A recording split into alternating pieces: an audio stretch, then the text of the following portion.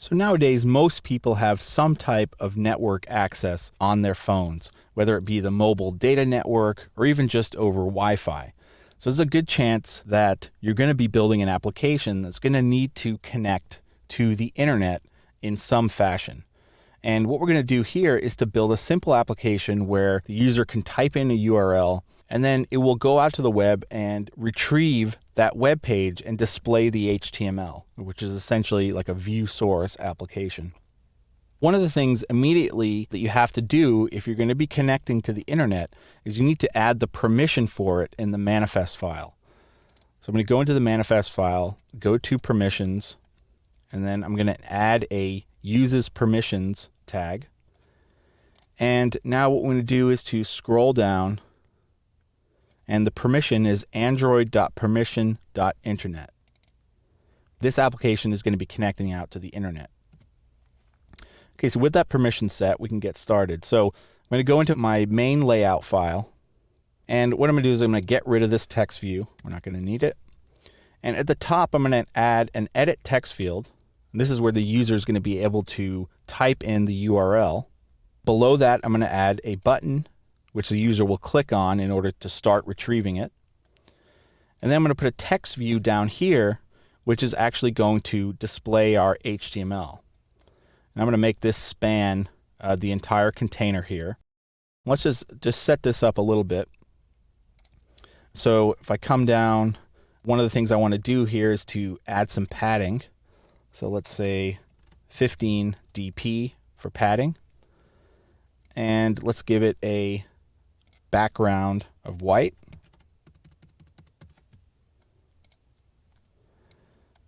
And then lastly, let's change the text color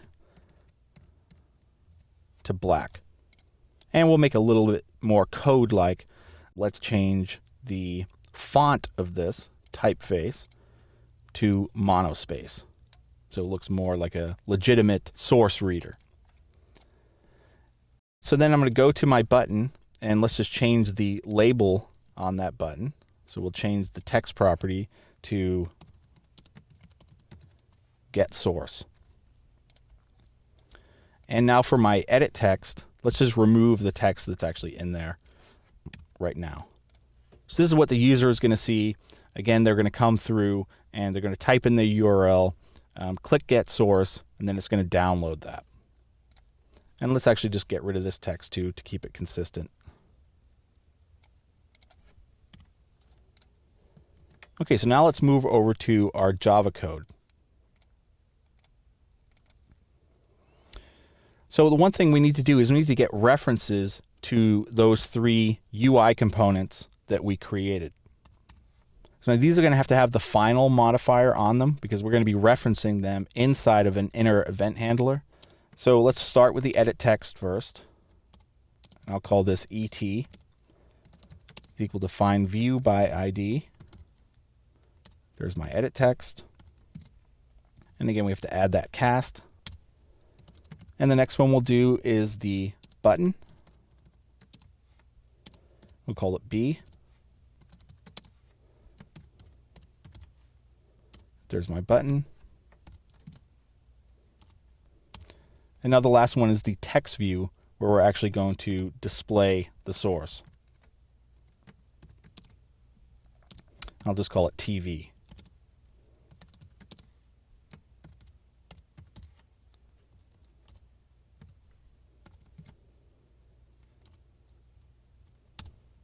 Now we have references to these.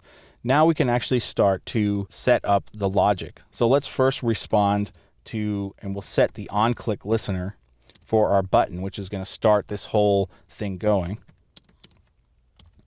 We're just going to do it as an anonymous inner type.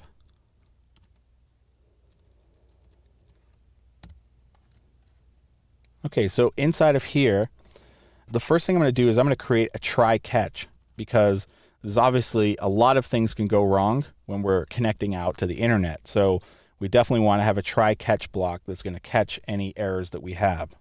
So let's go ahead and do that. We'll come down here.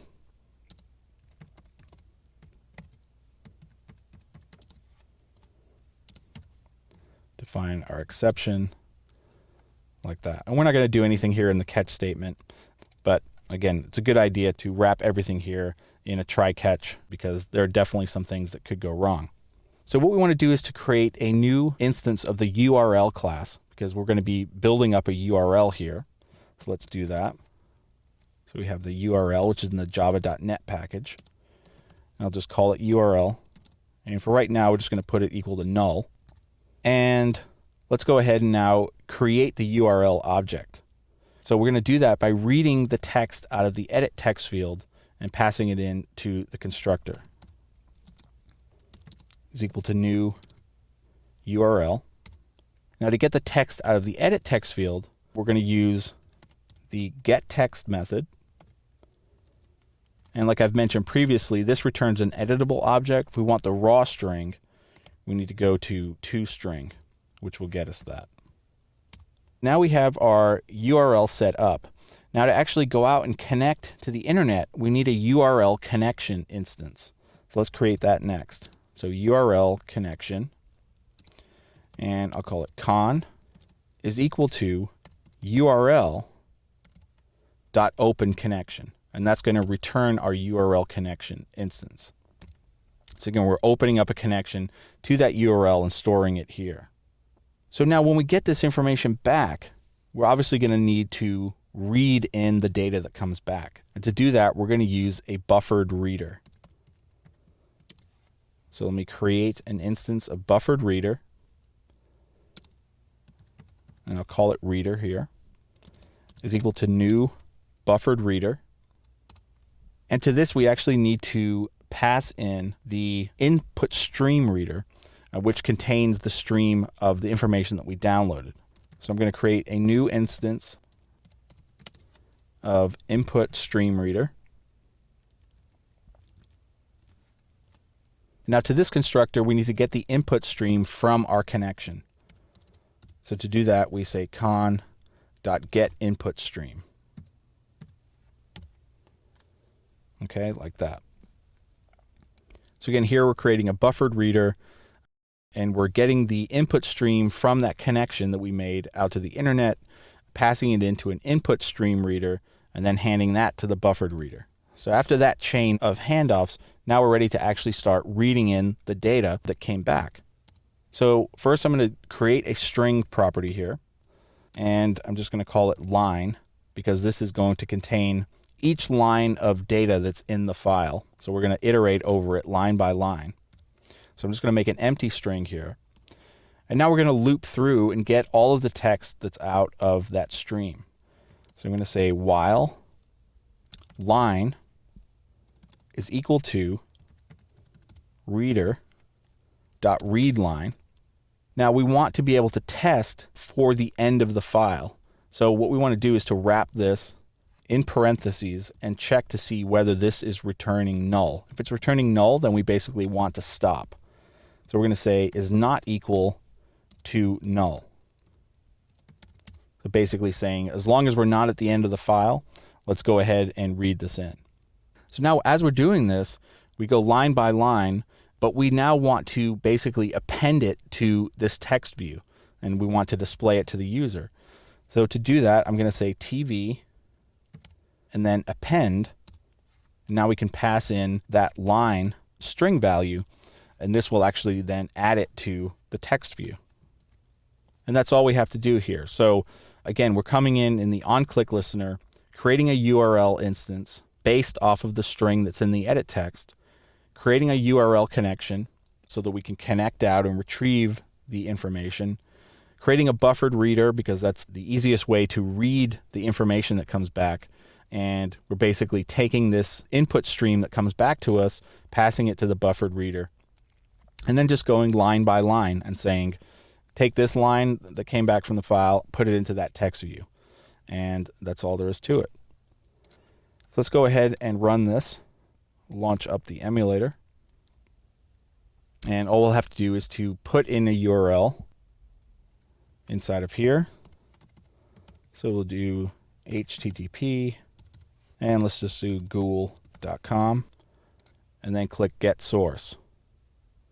And you can see now it's actually gone out to the internet, downloaded that HTML file, and actually populated it here inside of this text view.